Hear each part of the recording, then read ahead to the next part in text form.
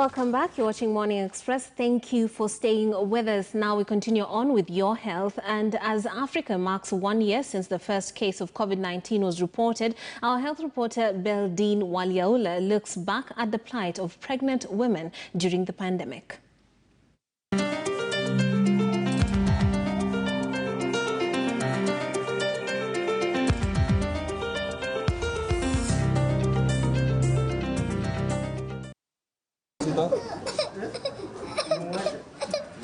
As the number of coronavirus cases rapidly increased across the globe, pregnant women were more worried of their safety and that of their unborn babies, with little information on whether the virus could be transmitted through birth or breastfeeding.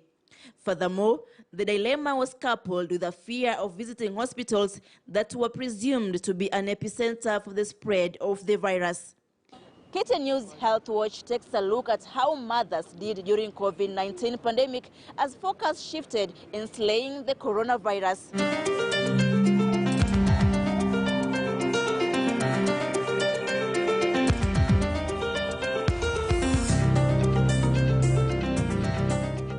There are some other countries where maternal mortality rate is about 1,200 or even more for every 100,000. So in as much as we are not that bad in those extreme, but we are also not well.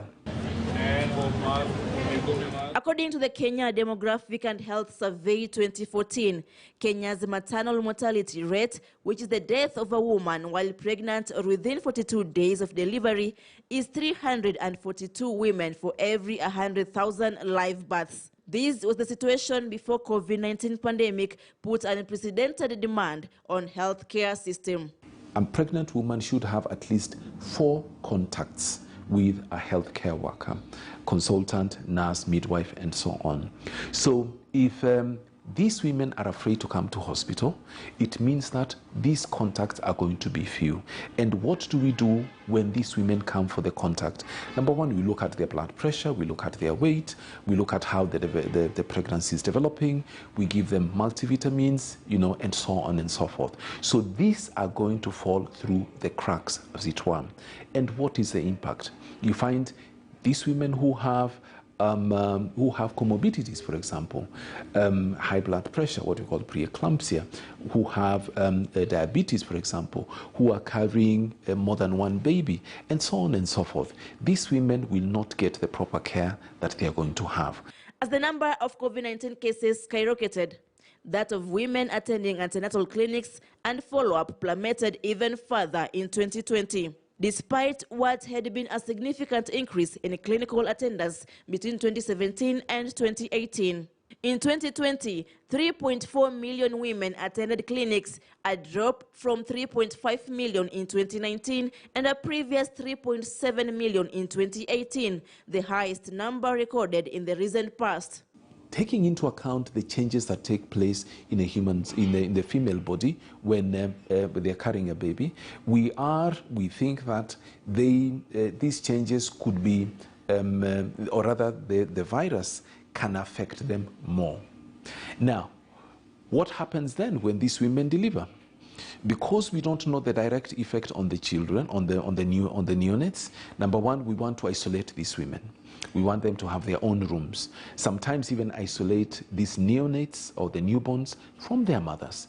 And we know that those few hours, the first hours when these babies have that contact with the mother, the skin to skin, as it were, actually helps to improve or to start initiating the activity of the immune system. So if you're going to separate them from the mothers, we are going to affect the newborn.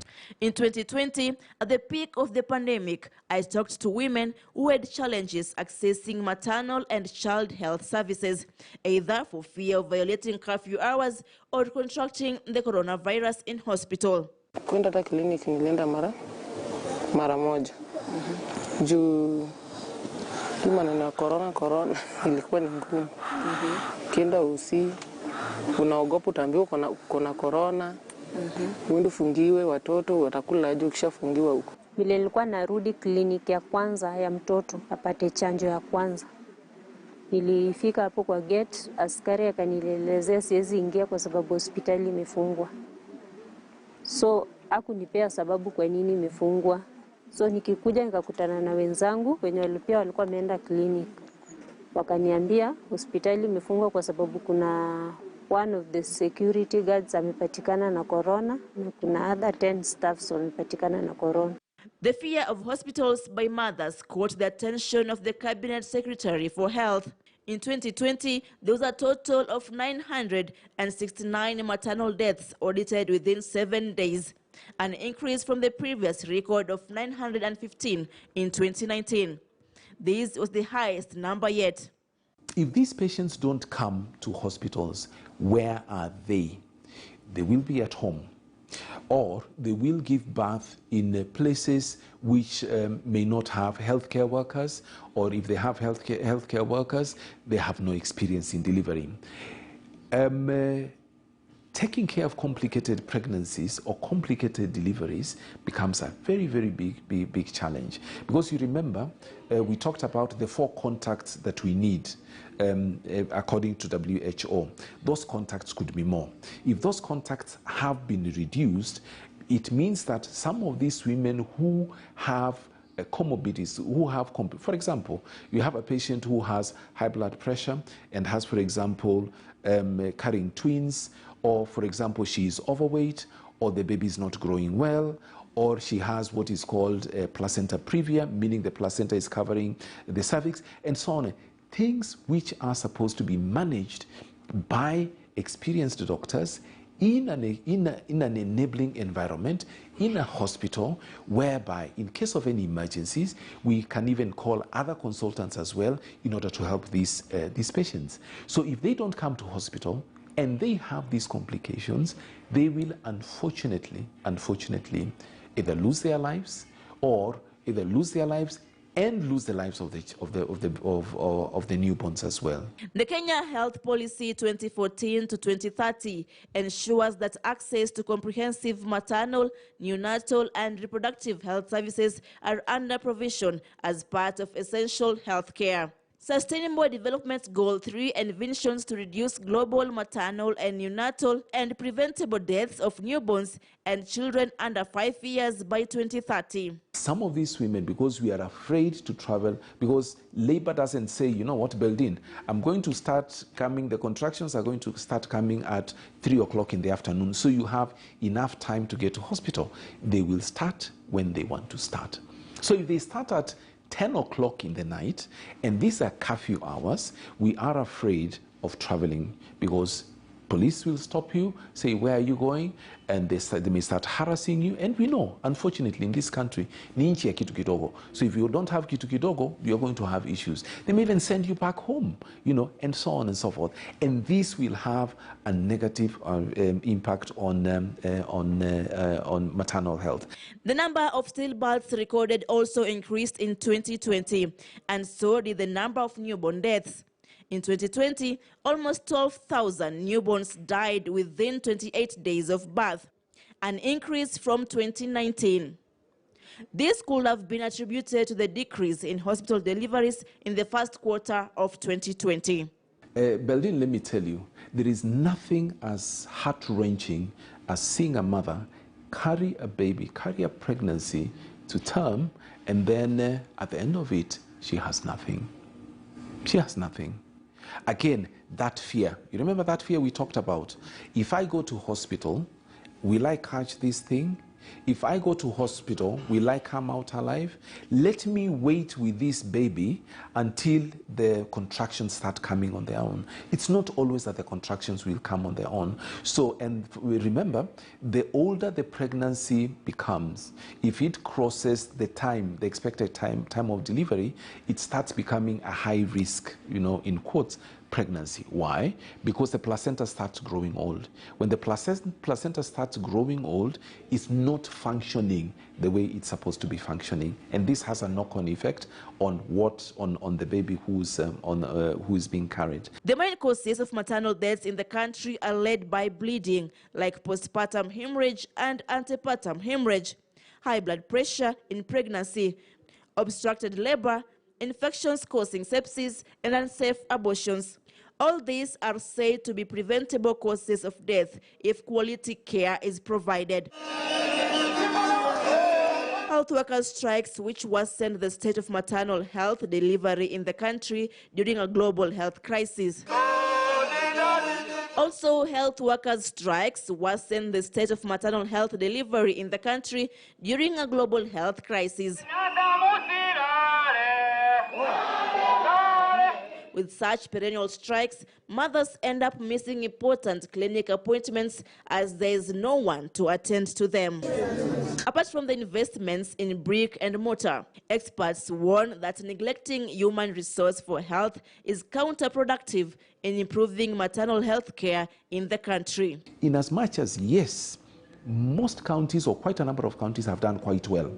They have invested, in hospitals, buildings, they have invested in equipment and so on, but equipment and buildings is not everything.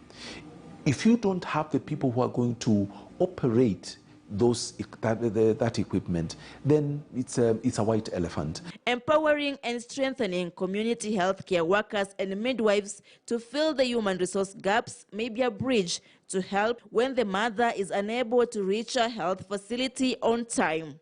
Strengthen these, especially community care workers. They can be able to do some simple things, measure blood pressure, measure the weight, ask simple question, is the baby playing, is the baby kicking well or is not, and if not, then refer.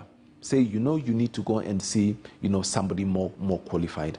A mother is a backbone of the community, and Dr. Kireki says they are an economic pillar, and therefore losing one sets the society a step back. Mothers are an economic pillar in this country. You go to the markets, it's women who are there. The ladies who are selling vegetables and so on, it is women. You go to M-Pesa's kiosk, it's women who are there, and so on and so on. So they contribute a huge chunk to this economy. So if we don't take care of them, if we don't take care of the maternal health, we lose all this. The impact is actually downstream, as it were. Now, what are some of the issues? You mentioned blood. Blood is a very big problem in this country, unfortunately, and I say that with a lot of regret. Blood bank services for a very long time in this country were not actually provided by the government. COVID-19 brought a lot of distress in many Kenyan homes, affecting how mothers cope with the situation.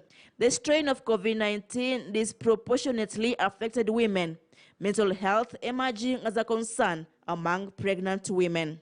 You and your husband, you've not been, you haven't interacted very well. And then all of a sudden you realize there are some things which you didn't know about your husband. Your husband has been laid off and he doesn't have a source of income. You are expectant and there are 2 or 3 other children in the home. This man is frustrated, doesn't know what to do. And obviously, the children will ask, Mami, mi nasikia njaa. Mami, nataka chakula. And you as a pregnant mother, you also are expected to eat, nutritiously. And you all go to your husband, and the husband is frustrated. So we are seeing a lot of trauma, domestic violence, actually becoming part and parcel, unfortunately, of antenatal care. And that is not a very good thing. Kenya, a signatory of 2001 Abuja Declaration, where it's supposed to allocate 15% of its national budget to health, is still a long way from meeting this goal.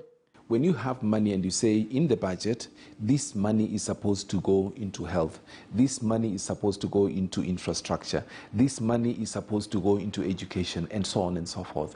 This money should actually be ring-fenced, and ideally, it should be actually in a completely different account, as it were. But I think what happens is that all the money that the counties get come into one basket.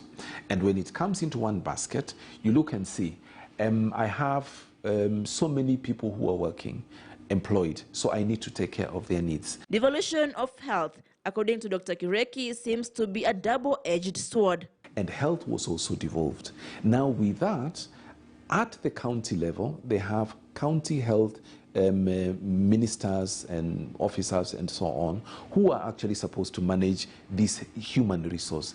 a very, very important resource. We don't think about it until we are sick and we are in a place whereby actually there is no access. With the threat of another pandemic lurking around, mothers and expectant women still remain at risk if lessons from the ongoing COVID-19 pandemic are not learned. We should have a disaster, call it a disaster management committee, which involves, economists, involves doctors, involves, logisticians, and so on and so forth, such that we are ready. Because as you said, there can be another pandemic. What are we going to do? Are we going to go back to where we were?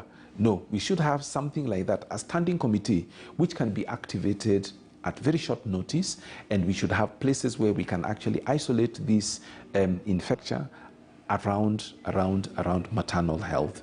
We need more doctors to be employed. We need more nurses to be employed. Blood shortage, poor access to healthcare services, inadequate human resource for health, and an ever-insufficient financial resources bedevil the health sector as women and children bear the brunt of these at such a time where a health crisis sweeps across the globe. For Health Watch, I'm Bildin Walyaula.